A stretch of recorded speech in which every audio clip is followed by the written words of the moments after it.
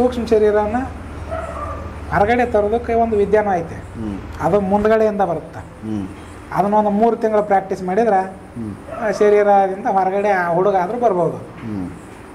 ಅಂದ್ರೆ ಚಿತ್ತ ಏಕಾಗ್ರತೆ ಇರಬೇಕು. ಅದಕ್ಕೆ ಟೈಮಿಂಗ್ ಐತಿ ಇಂಥ ಟೈಮ್ ಅಂತೇಳಿ. ಆ ಟೈಮಿಂಗ್ ಮಾಡಿದಾರಂದ್ರೆ ಅದು ಸೂಕ್ಷ್ಮ ಶರೀರ ಮೂಲ ಶರೀರದಿಂದ ಬೇರ್ಪಟ್ಟು ಹೊರಗೆ ಬರುತ್ತೆ.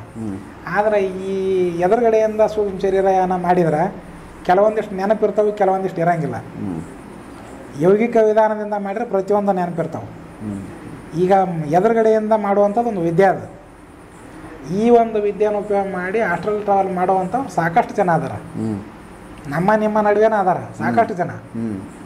ಕೆಲವೊಂದಿಷ್ಟು ಅನುಭವವನ್ನು ತೊಗೊಂಡಿರ್ತಾರೆ.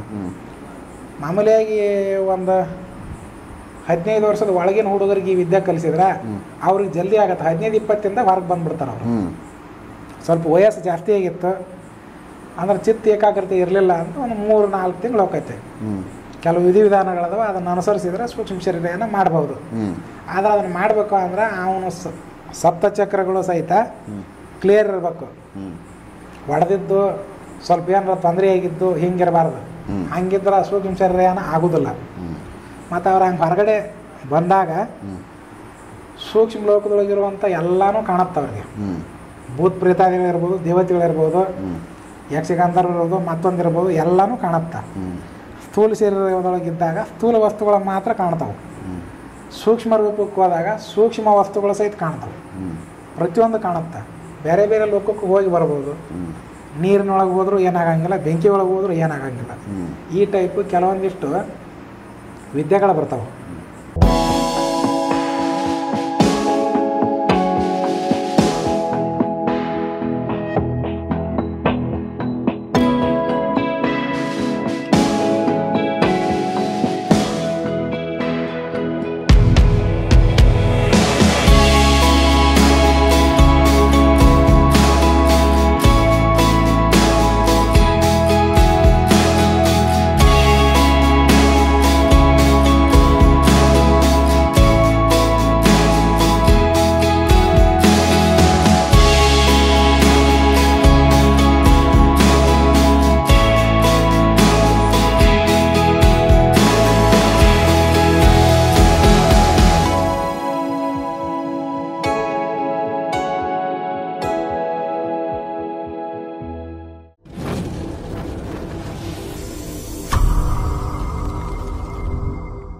ಈಗ ಸಾಮಾನ್ಯವಾಗಿ ಮನುಷ್ಯರು ಮಾಡಿದ್ರೆ ಏನಾದರೂ ಇದರಲ್ಲಿ ಪಾಪ ಇದು ನೀವು ತಪ್ಪು ಮಾಡಿದ್ದೀರಾ, ಇದು ಒಳ್ಳೇದು ಮಾಡಿದ್ದೀರಾ ಅಂದರೆ ನಾವು ಗುರುತಿಸ್ತೀವಿ. ಇದು ಒಳ್ಳೆ ಕೆಲಸ, ಇದು ಪುಣ್ಯದ ಕೆಲಸ, ಇದು ಪಾಪದ ಕೆಲಸ, ಇದು ಕೆಟ್ಟದ್ದು, ಇದನ್ನು ನಾವು ಗುರುತಿಸ್ತೀವಿ. ಈಗ ಒಬ್ಬನ್ನು ಕೊಲೆ ಮಾಡೋದು ತಪ್ಪು ಅಂತ ನಾವಿಲ್ಲಿ ನೀಟಾಗಿ ಕಾಣಿಸ್ತದೆ ನಮಗೆ, ನಾವು ಮಾಡ್ತಾರೆ ಅದರಲ್ಲಿ. ಅದೇ ಒಂದು ಕಾಡಲ್ಲಿ ಒಂದು ಹುಲಿನೋ ಸಿಂಹನೋ, ಒಂದು ಕಾಡಲ್ಲಿ ಒಂದು ಜಿಂಕೆನೋ ಮೊಲನೋ ಬೇಟೆಯಾಡಿ ತಿಂದದೆ. ಸೊ ಅದು ಪಾಪಕ್ಕೆ ಸೇರ್ಕೊಳ್ತದ? ಅದು ಒಳ್ಳೆ ಕೆಲಸನ? ಇಲ್ಲ ಅದರದ್ದು ಹೊಟ್ಟೆ ತುಂಬಿಸ್ಕೊಬೇಕಾದ್ರೆ ಒಂದು ಜೀವನ ತಿನ್ನಬೇಕು. ಸೊ ಅದು ಪಾಪ ಪ್ರಾಣಿಗಳಿಗೂ ಈ ಥರ ಪಾಪ ಪುಣ್ಯ ಅನ್ನೋದು ಇರುತ್ತಾ? ಬರೀ ಮನುಷ್ಯರಿಗೆ ಮಾತ್ರನಾ? ಇದು ಮನುಷ್ಯರಿಗೆ ಮಾತ್ರ ಬರೋದಿಲ್ಲ. ಪ್ರಾಣಿಗಳು ಏನು ಬೇಕೋ ಮಾಡ್ಬೋದು. ಪ್ರಾಣಿಗಳು ತಿರ್ಗಕ್ ಯೋನಿ ಒಳಗದಾವು. ಆ ತಿರ್ಗಕ್ ಯೋನಿ ಒಳಗಿರುವಂಥ ಯಾವುದೇ ಜೀವ ಜಂತುವಿಗೆ ಸಹಿತ ಪಾಪ ಪುಣ್ಯ ಅಂತ ಏನೂ ಇಲ್ಲ ಅವಕ್ಕೆ. ಪಾಪ ಪುಣ್ಯ ಅಂತಿರೋದು ಮನುಷ್ಯನಿಗೆ ಮಾತ್ರ. ಅವಕ್ಕೆಲ್ಲ ಇಲ್ಲ. ಅದು ತನ್ನ ಆಹಾರ ಅದು ಅದನ್ನು ತಿನ್ನಲಿಲ್ಲ ಅದು ಬದುಕುದಿಲ್ಲ. ಹೌದು. ಹೀಗಾಗಿ ಅದನ್ನು ಅದು ತಿನ್ನಬೇಕು. ಅವಕ್ಕೆ ಏನೂ ಸಂಬಂಧ ಇಲ್ಲ. ಮತ್ತು ಇಲ್ಲಿ ಮನುಷ್ಯ ಒಂದು ಜನ್ಮದೊಳಗೆ ಇವ್ರೇನು ಪಾಪ ಪುಣ್ಯ ಅಂತ ಏನು ಮಾಡ್ತಾರ, ಈಗ ಯಾವುದೋ ಒಂದು ಪ್ರಾಣಿ ಕೊಂದಾಕಿದ್ರು ಸ್ವಲ್ಪ ಪಾಪ ಬರುತ್ತೆ.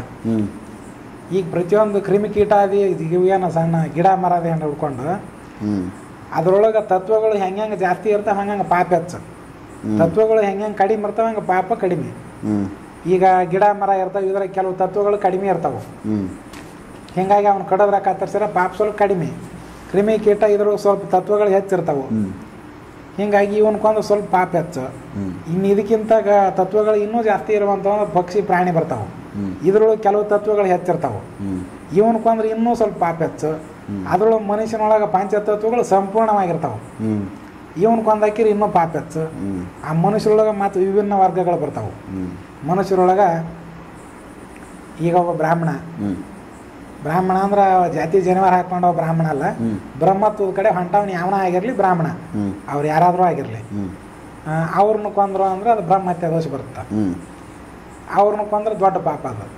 ಈಗ ಸಾಮಾನ್ಯ ಮನುಷ್ಯನಿಗಿಂತ ಈಗ ಒಬ್ಬ ಉಪಾಧ್ಯಾಯ ಶ್ರೇಷ್ಠ, ಒಬ್ಬ ಉಪಾಧ್ಯಾಯನಿಗಿಂತ ಒಬ್ಬ ಆಚಾರ್ಯ ಶ್ರೇಷ್ಠ, ಒಬ್ಬ ಆಚಾರ್ಯನಿಗಿಂತ ಒಬ್ಬ ಮಹಾತ್ಮ ಶ್ರೇಷ್ಠ, ಒಬ್ಬ ಮಹಾತ್ಮನಿಗಿಂತ ಒಬ್ಬ ಯೋಗಿ, ಒಬ್ಬ ಯೋಗಿಗಿಂತ ಅವಧೂತ, ಹಿಂಗೆ ಸ್ಟೆಪ್ ಬರ್ತಾವೆ. ಹೌದು.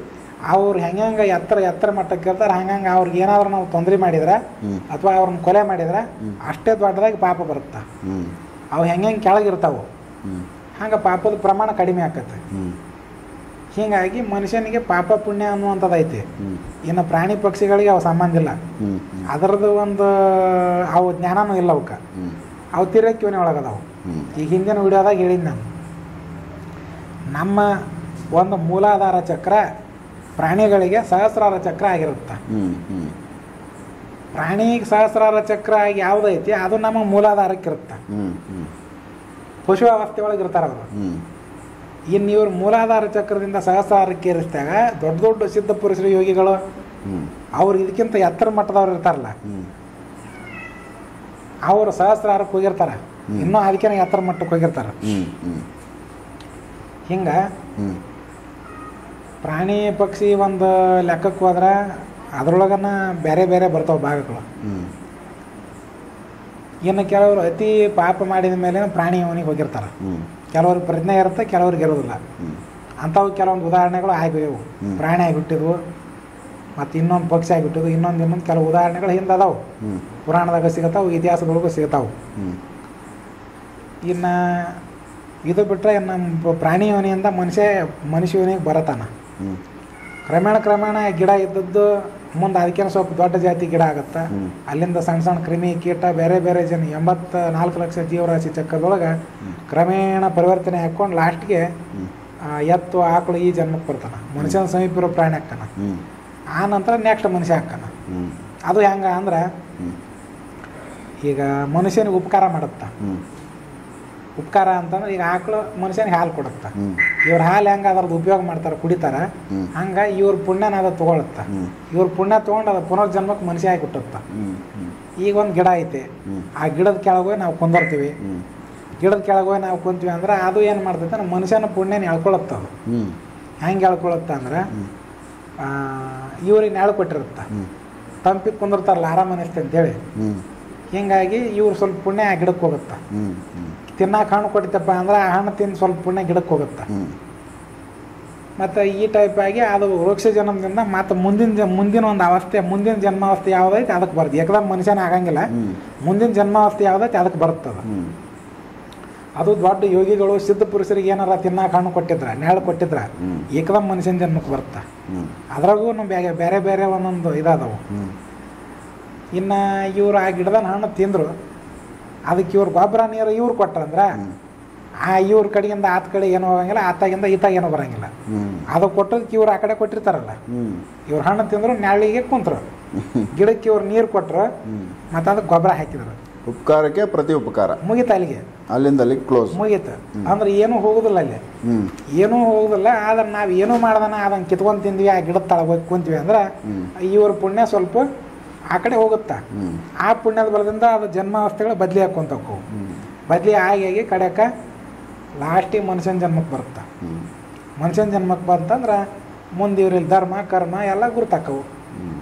ಇದ್ರೊಳಗೂ ಏನಪ್ಪ, ಜನ್ಮಾವಸ್ಥೆಗಳನ್ನು ತೊಗೊಂಡು ಈ ಒಂದು ಲೈನಿಗೆ, ಆಧ್ಯಾತ್ಮದ ಲೈನಿಗೆ ಬಂದು ಮುಕ್ತಿಗಾಗಿ ಪ್ರಯತ್ನ ಮಾಡಿ ಮುಕ್ತಿ ತೊಗೊಂಡು ಪಾರಾದ್ರು. ಮತ್ತು ಅದನ್ನು ಮಾಡಲಿಲ್ಲ ಅಂದರೆ ಮತ್ತೊಂದು ರೌಂಡ್ ಬರ್ಬೇಕು. ಎಲ್ಲ ಕ್ರಿಮಿ ಕೀಟ ಅದು ಇದಾಗಿ ಮನುಷ್ಯನ ಜನ್ಮ ಆದ್ರೆ 7 ಸರ್ತಿ ಭಗವಂತ ಅವಕಾಶ ಕೊಡ್ತಾನೆ. 8ನೇದು ಮತ್ತು ಮನುಷ್ಯನ ಜನ್ಮ ಇಲ್ಲ, ಇರೋದ 7. ಇದು ಪುರಾಣದಾಗೆಲ್ಲ ಆಧಾರದಾಗ ಇದಕ್ಕೆ. ಅಂದ್ರೆ 7 ಜನ್ಮದಲ್ಲೂ ಈಗ ಮದುವೆಗಳಾಗಬೇಕಾದ್ರೆ ಹೇಳ್ತಾರಲ್ಲ, 7 ಜನ್ಮದ್ದು ಅನುಬಂಧಗಳು ಎಲ್ಲ ಅವ್ರು ಹೇಳ್ತಾರೆ ಹಂಗೆ. ಅವೇನಾ ಇವು? ಅದನ್ನ ಅಂತೇಳಿ ತಿಳ್ಕೊರಿ. ಒಟ್ಟು ಮನುಷ್ಯ ಜನ್ಮ 7 ಜನ್ಮ ಕೊಡ್ತಾನೆ, 8ನೇದು ಕೊಡಂಗಿಲ್ಲ. 8ನೇದು ಮತ್ತೆ ಹೋಗ್ಬೇಕಿಂದ ಅದು ಬರಕ್ಕೆ ಇನ್ನೊಂದು ರೌಂಡ್ ಹೊಡೆದು ಬರ್ಬೇಕು. ಮತ್ತೆ ಅದು ಮನುಷ್ಯ ಆಗ್ಬೇಕು, ಎಷ್ಟೋ ವರ್ಷ ಹೋಗುತ್ತೆ, ಎಷ್ಟೋ ಲಕ್ಷ ವರ್ಷಗಳು ಹೋಗ್ತವು. ಆ 7 ಒಳಗನ ಇವ್ರು ಮುಕ್ತಿ ತಗೋಬೇಕು. ಈಗ ಪ್ರಾರಂಭಿಕವಾಗಿ ಕೆಲವರಿಗೆ ಜ್ಞಾನ ಕಡಿಮೆ ಇರುತ್ತೆ, ಕೆಲವರಿಗೆ ಜ್ಞಾನ ಹೆಚ್ಚಿರುತ್ತೆ. ವ್ಯತ್ಯಾಸ ಹಿಂಗ್ಯಾಕಾಗತ್ತೆ ಅಂದ್ರೆ, ಇವ್ರ ಜನ್ಮಾವಸ್ಥೆಗಳನ್ನು ಹೆಚ್ಚಿಗೆ ತೊಗೊಂಡಿರ್ತಾರೆ. ಹೆಚ್ಚಿಗೆ ತೊಗೊಂಡ ಕಾರಣಕ್ಕೆ ಅವ್ರಿಗೆ ಕೆಲವೊಂದಿಷ್ಟು ಜ್ಞಾನಗಳು ತನ್ನಷ್ಟಕ್ಕೆ ತಾನಾಗ ಗೊತ್ತಿರ್ತಾವೆ. ಇನ್ನು ಕೆಲವೊಬ್ಬರಿಗೆ ಜನ್ಮಾವಸ್ಥೆಗಳು ಕಡಿಮೆ ಇರ್ತಾವೆ. ಹೀಗಾಗಿ ಅವ್ರಿಗೆ ಕೆಲವೊಂದಿಷ್ಟು ವಿಚಾರಗಳು ಗೊತ್ತಿರಂಗಿಲ್ಲ. ಇದು ವ್ಯತ್ಯಾಸ ಹೊರಗಡೆ ಸಮಾಜದೊಳಗೆ ನೋಡ್ಬೋದು. ಕೆಲವ್ರು ಏನಂತಂದ್ರೆ ಇನ್ನೂ ಏನು 70 ವರ್ಷ 80 ವರ್ಷ ಆದ್ರೂ ಇನ್ನೂ ಅದ ಸಂಸಾರ ಜಂಜಾಟದಾಗ ಇರ್ತಾರೆ. ಅಧ್ಯಾತ್ಮ ಅಂದ್ರೆ ಏನನ್ನೋ ಗೊತ್ತಿರಂಗಿಲ್ಲ. ಅವ್ರಿಗೆ ಯಾಕೆ ಹಂಗೆ ಅಂದ್ರೆ ಅವ್ರ ಮನುಷ್ಯ ಜನ್ಮಕ್ಕೆ ಈ 1-2 ಜನ್ಮ ಆಗಿರುತ್ತೆ. ಹೀಗಾಗಿ ಅವ್ರು ಇಲ್ಲಿಗೆ ಬರಂಗಿಲ್ಲ. ಇನ್ನೂ ಅವರು ಅದರ ಹುಡುಕ್ಯಾಡಕತ್ತಾರ. ಅದ್ರ ಏನೂ ಇಲ್ಲ ಅಂತ ಗೊತ್ತಾಗಿಂದ ಈ ಕಡೆ ಬರ್ತಾರೆ. ಇನ್ನು ಕೆಲವ್ರು ಏನಪ್ಪ ಅಂದ್ರೆ ಈಗ ಶಂಕರಾಚಾರ್ಯ ಅಂತವ್ರು ಸಣ್ಣ ವಯಸ್ಸಿಗೆ ಬಂದ್ಬಿಟ್ರು. ಅವ್ರು ಯಾಕಂದ್ರೆ ಜನ್ಮಾವಸ್ಥೆಗಳನ್ನು ಹೆಚ್ಚಿಗೆ ತೊಗೊಂಡಿರ್ತಾರೆ ಅವರು. ಅಂಥ ಒಂದು ಆತ್ಮಗಳು ಸ್ವಲ್ಪ ಟೈಮ್ ಗತ್ಸುತ್ತಲೇ ಇದಕ್ಕೆ ಬಂದು ಇಲ್ಲಿ ಭಗವಂತನ ಹುಡುಕ್ಯಾಡಕತ್ತಾರ. ಭಗವಂತನ ನೋಡ್ತಾರ ಒಂದಿನ. ಇಲ್ಲಿ ಏನು ಅಂತಂದ್ರೆ ಆತ್ಮಕ್ಕೆ ವಯಸ್ಸಾಗಿರುತ್ತೆ. ಆ ಕಾರಣಕ್ಕೆ ಅವ್ರು ಜಲ್ದಿ ಬರ್ತಾರೆ. ಇನ್ನು ಏನಂದ್ರೆ ಆತ್ಮಕ್ಕೆ ವಯಸ್ಸಾಗಿರಂಗಿಲ್ಲ, ಶರೀರಕ್ಕೆ ವಯಸ್ಸಾಗಿರುತ್ತೆ. ಈ ಕಾರಣದಾಗಿಂದ ಇನ್ನೂ ಅವ್ರು ಅಲ್ಲೇ ಹುಡುಕ್ಯಾಡ್ತಿರ್ತಾರೆ. ಹಿಂಗೆ ಇದ್ರೊಳಗೂ ಅಂತ ಬೇರೆ ಬೇರೆ ಬರ್ತಾವೆ. ಇವೆಲ್ಲ ವಿಚಾರಗಳು. ಹಾಂ. ಆಮೇಲೆ ಸರ್, ಈಗ ಅಸ್ಟ್ರಲ್ ಟ್ರಾವೆಲರು ಇವೆಲ್ಲ ಒಂದು ಜಾಗದಿಂದ ಇನ್ನೊಂದು ಜಾಗಕ್ಕೆ ಹೋಗೋದು, ಇನ್ನೊಂದು ಜಾಗ ನೋಡ್ಕೊಂಡು ಬರೋದು, ನಾವು ಇಲ್ಲೇ ಕುತ್ಕೊಂತ ಇನ್ನೊಂದು ಜಾಗದಲ್ಲಿ ಏನಾಗ್ತಾ ಇದೆ ಅನ್ನೋದನ್ನ ಘಟನೆಗಳನ್ನ ಹೇಳುವಂಥದ್ದು. ಸೊ ಇವೆಲ್ಲ ಹೆಂಗೆ ಮನುಷ್ಯನಿಗೆ ಒಲಿಯುತ್ತೆ? ನೋಡ್ರಿ, ಅವು ಕೆಲವೊಂದಿಷ್ಟು ವಿದ್ಯೆ ಮೇಲೆ ಬರ್ತಾವೆ, ಕೆಲವೊಂದಿಷ್ಟು ಸಿದ್ಧಿ ಮೇಲೆ ಬರ್ತಾವೆ. ಈಗ ಅಸ್ಟ್ರಲ್ ಟ್ರಾವೆಲ್ ಅಂತಂದ್ರೆ ಯೋಗ ಮಾಡಿಕೊಂಡು ಕುಂಡಲಿನಿ ಶಕ್ತಿ ಜಾಗೃತಿ ಮಾಡಿದಂಥ ಯೋಗಿ ಅವನ ಮೇಲಿನಿಂದ ಹೋಗ್ತಾನ, ಸಹಸ್ರಾರ ಚಕ್ರದಿಂದ ಅವನು ತಿರ್ಗಾಡಕ್ಕೆ ಹೋಗ್ತಾನ. ಅವನಿಗೆಲ್ಲ ಜ್ಞಾನ ಇರುತ್ತೆ. ಅಲ್ಲಿ ಏನೇನು ನೋಡ್ತಾನೆ ಎಲ್ಲ ಅನುಭವಕ್ಕೂ ಬರುತ್ತೆ. ಎಲ್ಲೆಲ್ಲಿ ತಿರುಗಾಡ್ತಾನೆ ಅಲ್ಲಿ ಮಾತುಕತೆನೂ ಹಾಕವು. ಇದು ಯೋಗ ವಿಧಾನದ ಮುಖಾಂತರ ಇದನ್ನು ಅವರು ಸೂಕ್ಷ್ಮ ಶರೀರ ತೊಗೊಂಡು ಹೊರಗಡೆ ತಿರುಗಾಡೋದು. ಇದು ಒಂದು ವಿಧಾನ. ಇದು ಯೋಗಿಗೆ ಬರುತ್ತಿದೆ. ಇನ್ನೂ ಒಂದು ಸೂಕ್ಷ್ಮ ಶರೀರನ ಹೊರಗಡೆ ತರೋದಕ್ಕೆ ಒಂದು ವಿದ್ಯಾನೂ ಐತೆ. ಅದು ಮುಂದ್ಗಡೆಯಿಂದ ಬರುತ್ತೆ. ಅದನ್ನೊಂದು 3 ತಿಂಗಳು ಪ್ರಾಕ್ಟೀಸ್ ಮಾಡಿದ್ರೆ ಶರೀರದಿಂದ ಹೊರಗಡೆ ಆ ಹುಡುಗ ಆದರೂ ಬರ್ಬೋದು. ಅಂದ್ರೆ ಚಿತ್ತ ಏಕಾಗ್ರತೆ ಇರಬೇಕು. ಅದಕ್ಕೆ ಟೈಮಿಂಗ್ ಐತಿ, ಇಂಥ ಟೈಮ್ ಅಂತೇಳಿ. ಆ ಟೈಮಿಂಗ್ ಮಾಡಿದಾರಂದ್ರೆ ಅದು ಸೂಕ್ಷ್ಮ ಶರೀರ ಮೂಲ ಶರೀರದಿಂದ ಬೇರ್ಪಟ್ಟು ಹೊರಗೆ ಬರುತ್ತೆ. ಆದರೆ ಈ ಎದುರುಗಡೆಯಿಂದ ಸೂಕ್ಷ್ಮ ಶರೀರ ಏನೋ ಮಾಡಿದ್ರೆ ಕೆಲವೊಂದಿಷ್ಟು ನೆನಪಿರ್ತಾವೆ, ಕೆಲವೊಂದಿಷ್ಟು ಇರೋಂಗಿಲ್ಲ. ಯೌಗಿಕ ವಿಧಾನದಿಂದ ಮಾಡಿದ್ರೆ ಪ್ರತಿಯೊಂದು ನೆನಪಿರ್ತಾವೆ. ಈಗ ಎದುರುಗಡೆಯಿಂದ ಮಾಡುವಂಥದ್ದು ಒಂದು ವಿದ್ಯೆ ಅದು. ಈ ಒಂದು ವಿದ್ಯೆನ ಉಪಯೋಗ ಮಾಡಿ ಆಸ್ಟ್ರಲ್ ಟ್ರಾವೆಲ್ ಮಾಡುವಂಥವ್ರು ಸಾಕಷ್ಟು ಜನ ಅದಾರ. ನಿಮ್ಮ ನಡುವೆನ ಅದಾರ ಸಾಕಷ್ಟು ಜನ. ಕೆಲವೊಂದಿಷ್ಟು ಅನುಭವವನ್ನು ತೊಗೊಂಡಿರ್ತಾರೆ. ಮಾಮೂಲಿಯಾಗಿ ಒಂದು 15 ವರ್ಷದ ಒಳಗಿನ ಹುಡುಗರಿಗೆ ಈ ವಿದ್ಯೆ ಕಲಿಸಿದ್ರೆ ಅವ್ರಿಗೆ ಜಲ್ದಿ ಆಗತ್ತೆ. 15-20 ಹೊರಗೆ ಬಂದುಬಿಡ್ತಾರೆ ಅವರು. ಸ್ವಲ್ಪ ವಯಸ್ಸು ಜಾಸ್ತಿ ಆಗಿತ್ತು ಅಂದ್ರೆ ಚಿತ್ತ ಏಕಾಗ್ರತೆ ಇರಲಿಲ್ಲ ಅಂತ ಒಂದು 3-4 ತಿಂಗಳು ಹೋಗೈತೆ. ಕೆಲವು ವಿಧಿವಿಧಾನಗಳದಾವ, ಅದನ್ನು ಅನುಸರಿಸಿದ್ರೆ ಸೂಕ್ಷ್ಮ ಶರೀರನ ಮಾಡ್ಬೋದು. ಆದರೆ ಅದನ್ನು ಮಾಡಬೇಕು ಅಂದ್ರೆ ಅವನು ಸಪ್ತಚಕ್ರಗಳು ಸಹಿತ ಕ್ಲಿಯರ್ ಇರಬೇಕು. ಒಡೆದಿದ್ದು ಸ್ವಲ್ಪ ಏನಾರ ತೊಂದರೆ ಆಗಿದ್ದು ಹಿಂಗಿರಬಾರ್ದು. ಹಂಗಿದ್ರೆ ಸೂಕ್ಷ್ಮ ಶರೀರ ಆಗೋದಿಲ್ಲ. ಮತ್ತು ಅವ್ರು ಹಂಗೆ ಹೊರಗಡೆ ಬಂದಾಗ ಸೂಕ್ಷ್ಮ ಲೋಕದೊಳಗಿರುವಂಥ ಎಲ್ಲನೂ ಕಾಣುತ್ತೆ ಅವ್ರಿಗೆ. ಭೂತ್ ಪ್ರೇತಾದಿಗಳಿರ್ಬೋದು, ದೇವತೆಗಳಿರ್ಬೋದು, ಯಕ್ಷಗಾಂಧರ್ವಿರ್ಬೋದು, ಮತ್ತೊಂದಿರ್ಬೋದು, ಎಲ್ಲನೂ ಕಾಣುತ್ತೆ. ಸ್ಥೂಲ ಶರೀರದೊಳಗಿದ್ದಾಗ ಸ್ಥೂಲ ವಸ್ತುಗಳು ಮಾತ್ರ ಕಾಣ್ತಾವೆ. ಸೂಕ್ಷ್ಮ ರೂಪಕ್ಕೆ ಹೋದಾಗ ಸೂಕ್ಷ್ಮ ವಸ್ತುಗಳು ಸಹಿತ ಕಾಣ್ತಾವೆ. ಪ್ರತಿಯೊಂದು ಕಾಣುತ್ತೆ. ಬೇರೆ ಬೇರೆ ಲೋಕಕ್ಕೆ ಹೋಗಿ ಬರ್ಬೋದು. ನೀರಿನೊಳಗೆ ಹೋದ್ರೂ ಏನಾಗಂಗಿಲ್ಲ, ಬೆಂಕಿ ಒಳಗೆ ಹೋದ್ರೂ ಏನಾಗಂಗಿಲ್ಲ. ಈ ಟೈಪು ಕೆಲವೊಂದಿಷ್ಟು ವಿದ್ಯೆಗಳು ಬರ್ತಾವೆ. ಇನ್ನು ಇದೇ ಟೈಪು ಒಂದು ಮಾತು ಹೇಳ್ತಾರೆ, ಮಣಿ ಮಂತ್ರ ಔಷಧಗಳಿಂದ ಸಿದ್ಧಿಗಳು ಬರ್ತಾವೆ ಅಂತ. ಏನು ಸ್ವಾಮಿ ವಿವೇಕಾನಂದರು ಹೇಳ್ಯಾರ, ಮಣಿ ಮಂತ್ರ ಔಷಧ. ಇದು ಹೆಂಗ ಅಂದ್ರೆ ಮಣಿ ಅಂದ್ರೆ ಪಾದರಸ ಮಣಿ. ಕೆಲವೊಂದಷ್ಟು ಸಿದ್ಧಿ ಕೊಡುವಂಥ ಕೆಲವೊಂದು ವನಸ್ಪತಿ ಇರ್ತಾವೆ, ಕೆಲವೊಂದು ಗಿಡ ಮರ ಇರ್ತಾವೆ.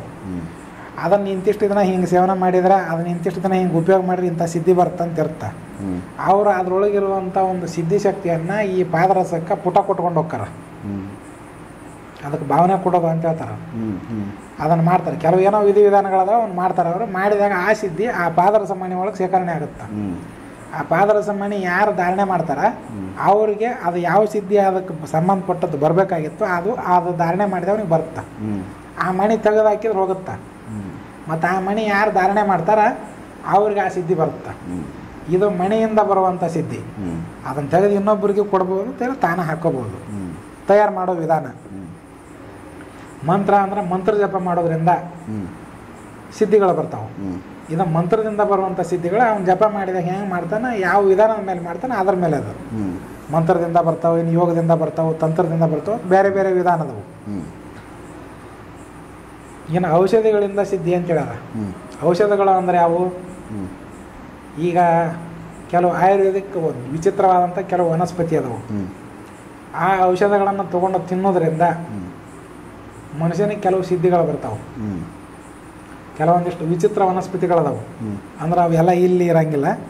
ದೊಡ್ಡ ದೊಡ್ಡ ಪರ್ವತಗಳಿರ್ತಾವಲ್ಲ, ಜನಸಂಪರ್ಕ ಇಲ್ಲದೆ ಇರುವಂಥ ಪರ್ವತಗಳ ಮೇಲೆ ಅವು ಇರ್ತಾವೆ. ಅಲ್ಲಿರುವಂಥವು ಕೆಲವೊಂದಿಷ್ಟು ಗಿಡಗಳು ವನಸ್ಪತಿ ಅಂತ ಇರ್ತಾವೆ. ಅದನ್ನು ತೊಗೊಂಡು ಅವನು ಸೇವನೆ ಮಾಡಿದಾಗ ಅದು ಇಂತಿಷ್ಟು ದಿನ ಇಂತಿಷ್ಟು ತಿಂಗಳ ಇದೇ ವಿಧಾನದ ಮುಖಾಂತರ ಅದನ್ನು ಸೇವನೆ ಮಾಡ್ಬೇಕಂತ ಇರ್ತದೆ. ಹಂಗೆ ಸೇವನೆ ಮಾಡಿದಾಗ ಅವನು ಇದ್ರಕಾಲ ಜ್ಞಾನನೂ ಬರ್ತೈತಿ. ಕೆಲವೊಬ್ಬರಿಗೆ 8 ಸಿದ್ಧಿಗಳು 1-2 ಸಿದ್ಧಿನೂ ಬರ್ತಾವೆ.